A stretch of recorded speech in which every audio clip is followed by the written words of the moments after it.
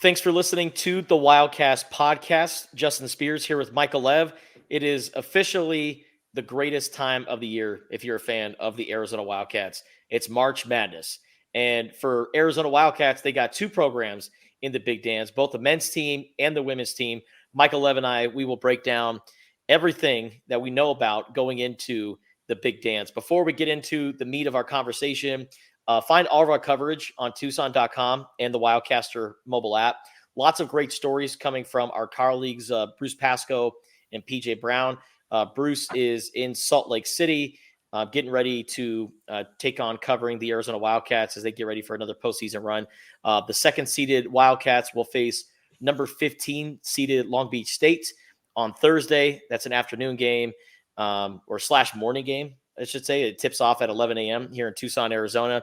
And then later on in the afternoon, you got the Arizona women's basketball program about to take on the Auburn Tigers. And winner of that game will get the 11 seed, and they'll face Syracuse out in Connecticut. And PJ Brown, our colleague who's done a great job all season long covering the Cats, she will have all your coverage on the Arizona women's basketball side of things. And then later on in the podcast, Lev and I, we will give our Final Four predictions, see who's going to make the Final Four after the field of 64 going into Thursday. But with so much parity in college basketball this year, Lev, I really had no idea how to pick this year's bracket. I'm like, what upset is going to work out? I mean, what 12-5 is going to happen? What 13-4? And honestly, man, I had a really hard time filling out my bracket. I still don't know. We're gonna be putting this out for public consumption here shortly. Yeah. And one of the regions, I'm like, I have no clue whatsoever.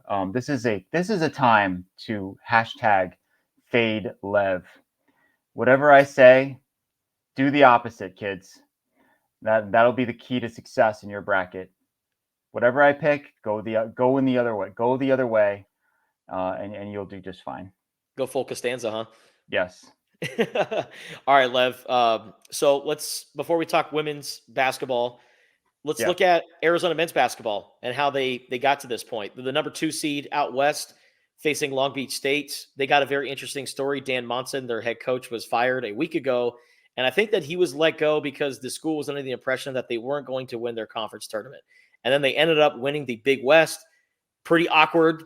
Now Dan Monson's going to have to coach the beach for the NCAA tournament. And he's going to have to go up against his longtime buddy, Tommy Lloyd, the guy who he gave a job to at Gonzaga, which then led to a relationship with Mark Few, who's also in Salt Lake City. So the gang's all back together in SLC. But you got Dan Monson at Long Beach State, who rattled off an impressive run in the Big West tournament. And now you're going up against an Arizona team who we thought would be a number 1 seed at one point this season. But, man, you look at the last few games, the regular season finale against USC. Sure, Arizona won the Pac-12 regular season championship, and that's an accomplishment worth celebrating. But I thought the game against USC showed a lack of discipline, not staying locked in and taking care of business. And then you're up by 14 against the Oregon Ducks in what is pretty much a home environment in the Pac-12 tournament in Las Vegas, and you just allowed the Ducks to get back into it. Credit to Dana Altman and his team, but, man, I look at Arizona and their struggles. Guard play is what stands out to me. And I know Arizona, they're going to be locked into this game because last year they lost to Princeton as the 2-15 matchup. I think Tommy Lloyd has a very strong message for this club, but I'm not so high on the Wildcats making a Final Four run as maybe a lot of other people are in Tucson. Well, let's start with Long Beach State and the whole reason that Dan Monson was let go. They lost their last 5 regular season games in a row. Yeah. So they weren't exactly headed into the Big West tournament on a roll. What's going to be interesting to see for me is what is the building going to be like? Normally, hey, Arizona, Salt Lake City, West Coast, Wildcat Nation travels well, right?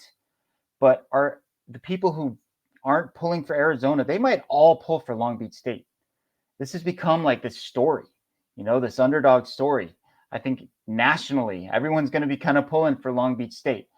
And I think the consequences of an upset would be dire. I don't think it's going to happen.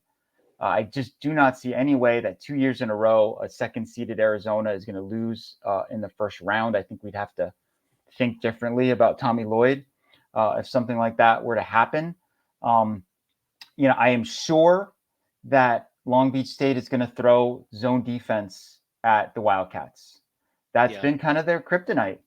It's the kind of the common thread in the USC and Oregon games that they recently lost. Those teams didn't play zone all the time, but they played zone a lot of the time.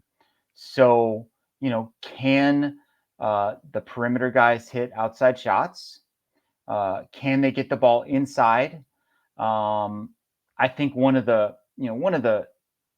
advantages that the Wildcats have in this matchup in particular is size. Even if they are missing some of those shots, I think they're going to clean up on the offensive glass.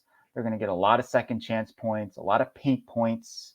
It was stunning to me that Oregon outscored Arizona in the paint in that last game, because Arizona they have owned the paint all year long. But N'Faly Dante was a dominant force. I don't think Long Beach State has anybody like that. I also think that maybe there's something to not winning the conference tournament. If you don't have to win it to get in. Like Long Beach State had to win it to get into the tournament. Arizona did not.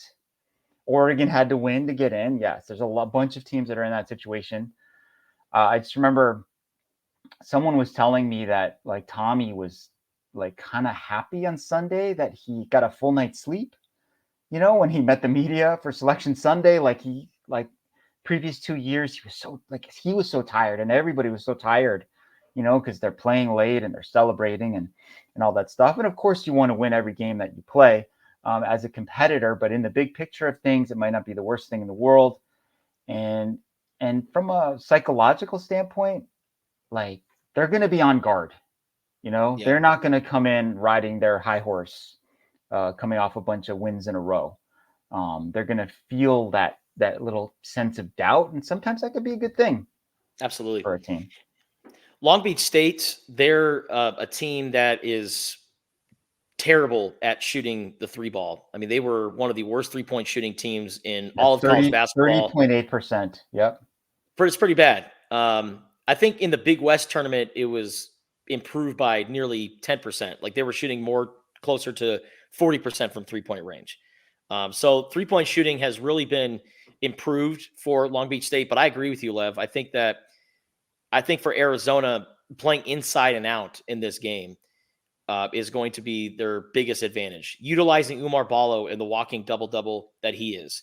I know Oumar Ballo in free throw shooting has been a constant battle this year and has been something that everyone's been paying attention to. But I think if Oumar Ballo, if we see him a lot at the free throw line tonight or Thursday, I think it's better for Arizona. And honestly, Keshad Johnson too. I mean, he's very big in this whole equation because for the last couple of years, Arizona has played against a bunch of different lineups in the tournament, and some are smaller. And there's a bunch of different power forwards that Azuolas Tubelis had to guard. And it seemed like he struggled a lot defensively. Keshad Johnson's not struggling defensively. That's kind of why Arizona got him. He's the defensive guy that's going to protect the rim and really be a junkyard dog. So I think with just different personnel than what they've had over the last couple of years, I think it's going to be a nice change of pace for Arizona. But my biggest concern, and I know I'm kind of sound like a broken record here or beating a dead horse, and I think it's Kylan Boswell. Yeah, point guard play is so critical in the tournament, and Arizona fans know about that because in 1997 they had a great freshman point guard by the name of Mike Bibby, who was just amazing down the stretch for Arizona. All throughout history, you look at NCAA tournament runs, and for the most part, they have elite point guard play and consistent point guard play too. Consistency hasn't really been Kylan Boswell's thing this year. And I'm just trying to figure out what happened because he was so highly touted. Like I remember going into this year, Lev, he was on like mock drafts. People were talking about Kylan Boswell potentially being a lottery pick. And then all of a sudden, that just completely lost its sizzle. I'm just trying to figure out what happened. Yeah, well, he's in a different role for one thing. I mean, last year he's coming off the bench. There's not as much pressure on him. I thought at some point this year that Tommy was going to just give it try something different, change the mix a little bit, put Jaden Bradley in the starting lineup, bring Kylan Boswell off the bench, and use him as kind of that instant offense type of guy. I think he's kind of has a scoring mentality when he plays. And we saw the one game he came off the bench, and it was because Tommy wanted to start 5 seniors on senior day against Oregon in the regular season finale. Kylan came off the bench, and he was absolutely sizzling. Yeah. Like, he could not miss a shot. And I don't know why Tommy didn't just try it, even just tell, hey, Kylan, we're going to try this for a few games and see how it goes. You're still going to be part of the rotation. I think there's been a lot of, concern that Kylan wouldn't take it well. He'd kind of go in the tank mentally, that you kind of lose him if you benched him, quote unquote. But yeah, there's a pretty, if you look at the splits, like in wins and in, like, Kylan Boswell performance dictates Arizona's success. It's like the biggest variable. And I would say based on the way he's played lately, Caleb Love might be secondary in that conversation. He's been in a huge slump coming into this. And I think we talked about this on the radio. Not sure if we did, but Kylan, to me, he's a little bit one-dimensional offensively. Like, if his jump shot's not falling, I don't know what the plan B is. Caleb Love has a plan B. Like, he can drive, he can get to the line. Yeah. I would love to see early in this game Caleb Love taking the ball to the hoop, drawing contact, and getting to the foul line. I think that's he's really good at it. He's better than I think a lot of people thought he would be at driving the ball. And he's a really good foul shooter when he gets there. Yeah. So I think that'd be a really good way to get him going. And it's an efficient way for Arizona to play offense too.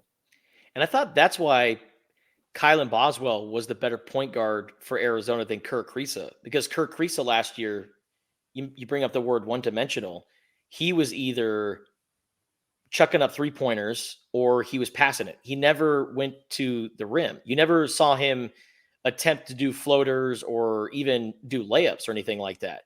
And Kylan Boswell, his nickname is Bam Bam because of how he's built, and he's this super tough guy, and he's built like a truck. So I figured a point guard like that, man, wouldn't he embrace that? Wouldn't he just like, hey, you know what? I'm going to go out and put up 18 points a game, and I don't care if 14 of them are free throws.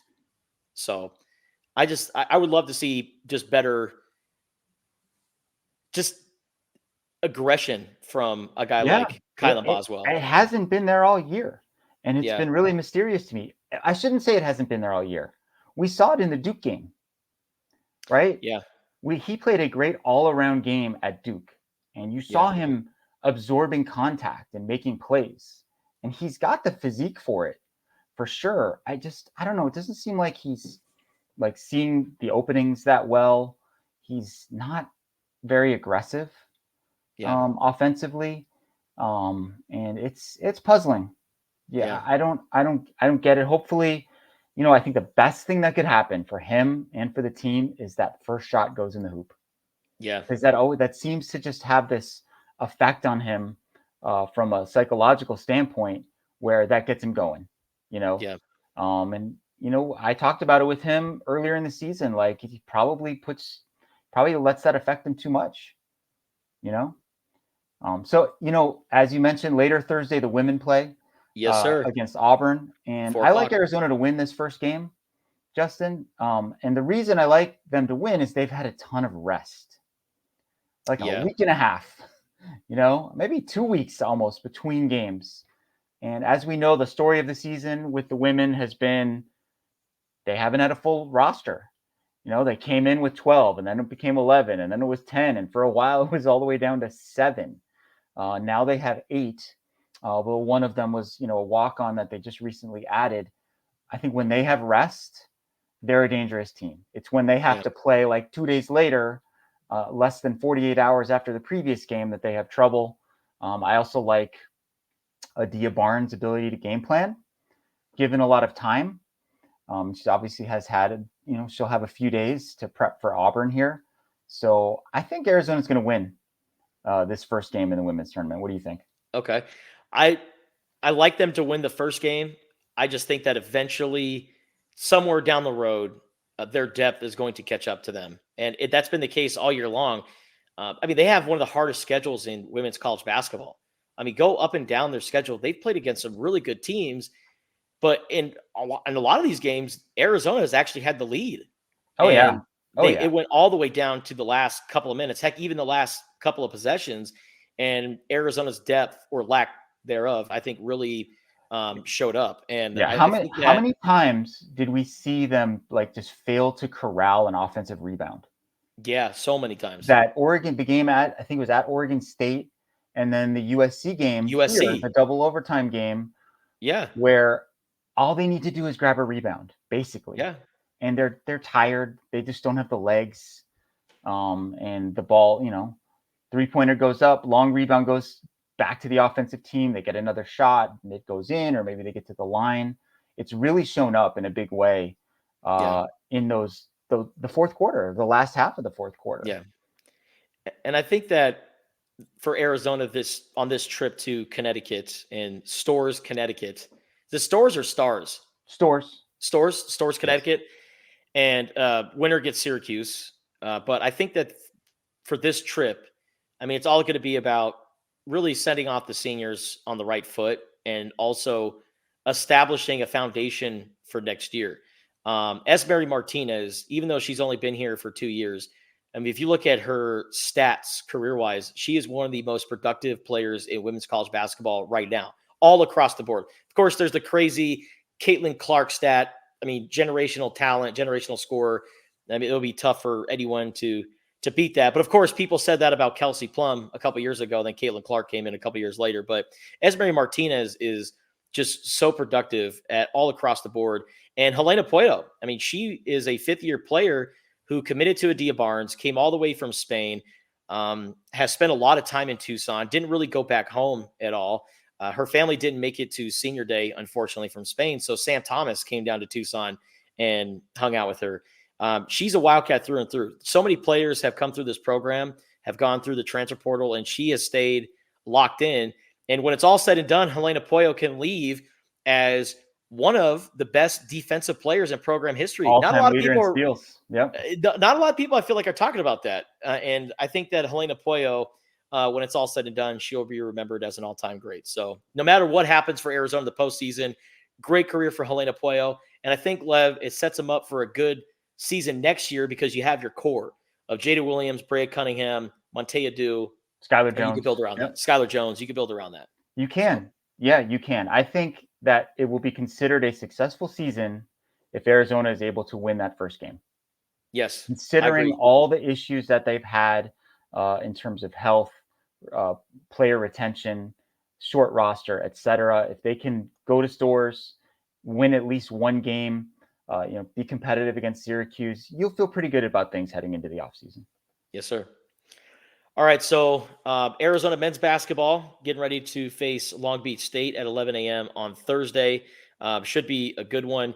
Arizona versus Dan Monson could be the last game that Dan Monson coaches for the Beach. He'll be going up against his longtime buddy in Tommy Lloyd. It's also the Lute Olson game. Lute Olson coached one season at Long Beach State before going to Iowa and then ultimately Arizona. So there's connections all over the place in this game. And then later on in the afternoon, you got Arizona women's basketball against Auburn. Should be a good one. Lev, real quick, before we get out of here. Yes. What is one upset in the men's tournament that you're like, yes, I'm all in on? And who is in your Final Four? Okay. All right. The upset that I'm all in on, how about ECU? I was going to say, I'll take James Madison over Wisconsin. Yeah. That's a 12-5. Right. And then another one I think to keep an eye on is McNeese over Gonzaga. I don't know. This is not a great Gonzaga team. Yeah. And that I've heard that McNeese team is dangerous. Will Wade is their coach. You may remember him from NCAA controversies of the past. My Final Four is UConn, Baylor, Kentucky, and Creighton. And I'm going to take Kentucky over UConn to win the national championship, which is like a guarantee that Kentucky is going to lose in the first round. Fade Lev. Like lock it in. That's exactly what's going to happen. What say you? I got UConn, Arizona, Kentucky, and Tennessee. Unfortunately for Arizona, in the rematch of the 2011 Elite Eight, which had Kemba Walker just killing Arizona, Arizona came so close to making a Final Four. In the rematch, actually in the Final Four, I got UConn beating the Wildcats, and then I got Kentucky advancing as well. And damn it, we got same final. Ridiculous. We got the Kentucky Wildcats both cutting down the nets. Oh man, So I chose Kentucky. Lev chose Kentucky. Yeah, bet against Kentucky is what we're trying to say. All right, so it's NCAA tournament. It's a great time of year. March in Tucson, Arizona is a special time. Plus, Arizona baseball is in full swing. You got Arizona softball as well. They're also in full swing. They're on the road this week. You got spring football right around the corner. Lev and I had an opportunity to speak with all the assistant coaches during a media car wash at the football facility. Lots of coverage on spring football coming your way on Tucson.com and the Wildcaster app. And as always, subscribe, rate, and comment the Wildcast podcast wherever you get your podcast. Thanks for watching and listening.